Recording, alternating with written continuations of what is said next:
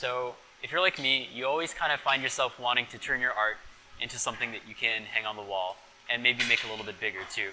So today I'm going to show you exactly how to do that by making a polyptych, dividing your image into a bunch of pieces that you can make as big as you want.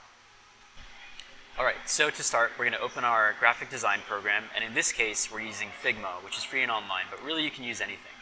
So we have our image, and we have a shape that we made that we want to cut out of the image to divide it into pieces. So what I'm going to do first is center them together, like this.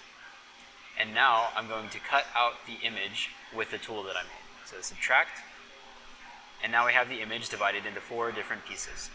So the next step is to export this image, export as a PNG, and it looks good to me, so I'm going to export it.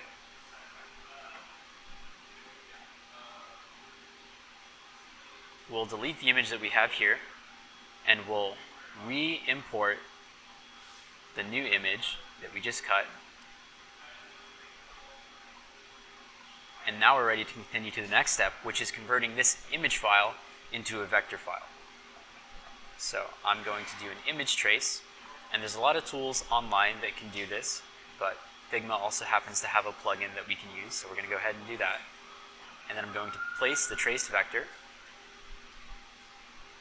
and now we have a vector file.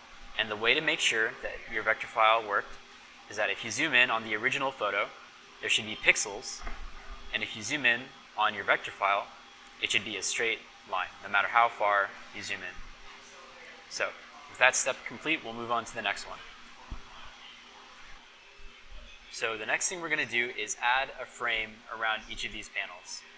You can skip this step if you just want to cut each frame exactly on the edge of your artwork, but I like to add a little frame, just like we have around here. There's a little space. So to do that, I just a minute ago off camera made this square, and it's the right size. And I'm just going to put it behind each frame. So I'm going to do that. I'm going to copy paste it, drag it. There we go. And then when it's in a spot I like, I'm going to take the top 2 ones that I just made, copy those, and then move them down. And so now we have a frame around each of our panels. And the color right here is gray, but it doesn't matter. All that's important is that we're now adding an edge around our existing vector file. And as you can see, if we zoom in, it's a straight edge, so we have the lines that we want, and we can go ahead and export this.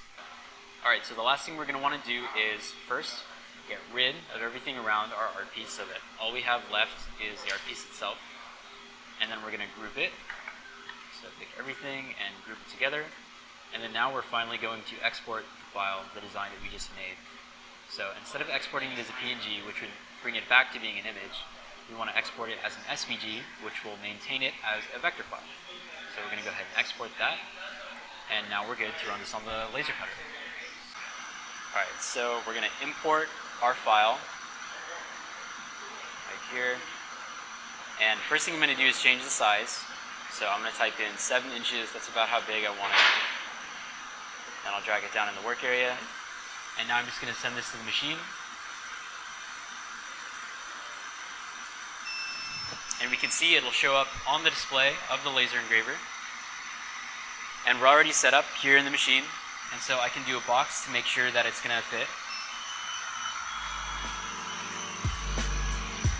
And now we're good to go.